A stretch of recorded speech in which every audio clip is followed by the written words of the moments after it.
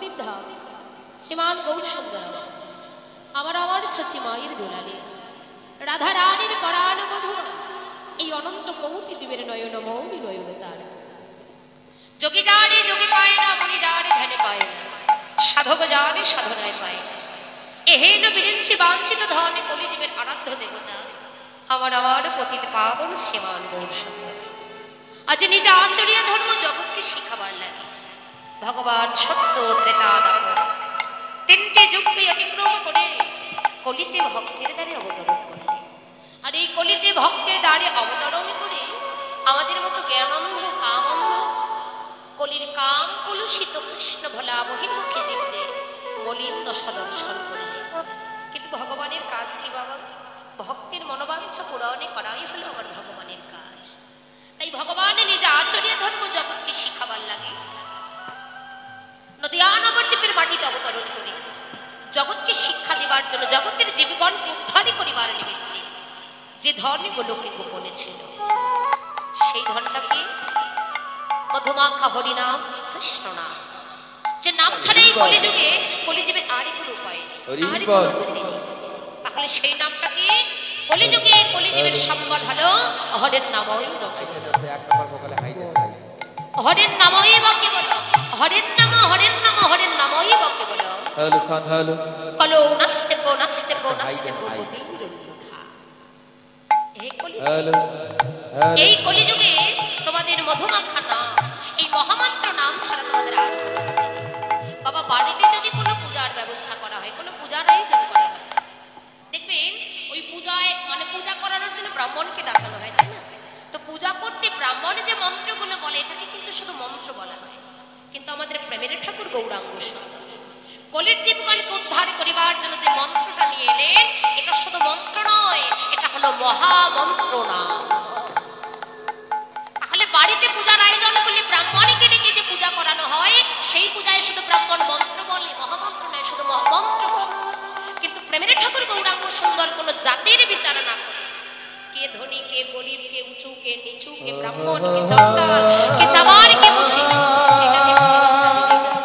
কে চামার কে মুচি, ভগবান কোন জাতির বিচার না করে যাকে পেয়েছে তাকে জড়িয়ে ধরেছে, যাকে পেয়েছে তাকে বুকে জড়িয়ে ধরে বলছে ভাই ভাই রে, একবার মান অভিমান আত্মহংকার ভুলে গিয়ে যদি পারিস বদনে সদৌ একটিবার হরে কৃষ্ণ নাম কর, শুধুমাত্র একটিবার বদনে হরি বলো। কেন? এক কৃষ্ণ নামে জীবের যত পাপ হরে, পাপীর সাধ্য নয় তত পাপ করিবার পারে। আপনারা বলবেন মারে একবারই কেন? আমরা এত এতবার নাম করছি তবু নামের কৃপা হচ্ছে না, নামের করুণা হচ্ছে না। কি করে হবে মারো? মায়েদের শ্রেষ্ঠ কাজ রান্না বান্না করা। খুব সুন্দর একটা তরকারি রান্না করেছে, ওই তরকারিতে যা যা লাগে প্রচুর পরিমাণে সব দেওয়া হয়েছে, কিন্তু ভুলবশত যদি লবণ না দেওয়া হয় তরকারিটা খাওয়ার উপযুক্ত হবে না। তরকারিতে লবণ না দিলে যেমন তরকারিটা খাওয়ার উপযুক্ত হয় না, তেমনি তত্ত্বদর্শী বললেন তোমরা যে নাম দিচ্ছ, এই নামে যতক্ষণ পর্যন্ত প্রেম আসেনি, এই নাম করছে, এই নামে যতক্ষণ পর্যন্ত ভক্তির হৃদয় হয়নি, ততক্ষণ পর্যন্ত হরির কৃপা হবে না, নামের করুণা হবে না।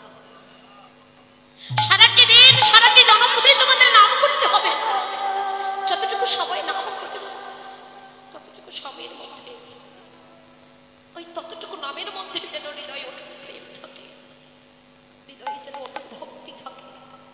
কেননা ভক্তের ভক্তি দিয়ে একমাত্র ভগবানকে লাভ করা যায়।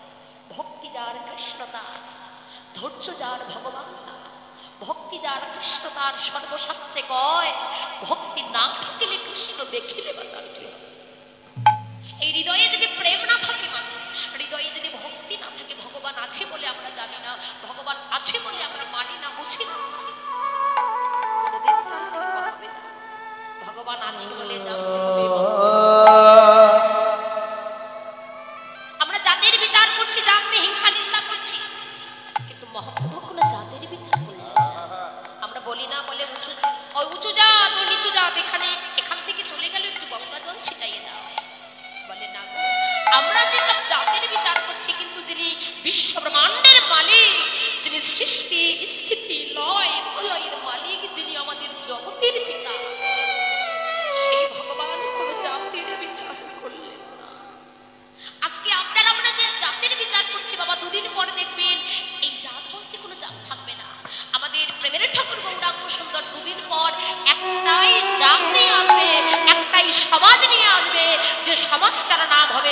সে যাত্রার নাম হবে বৈষ্ণবের সমাজ, বৈষ্ণবের জাত। হরি বল।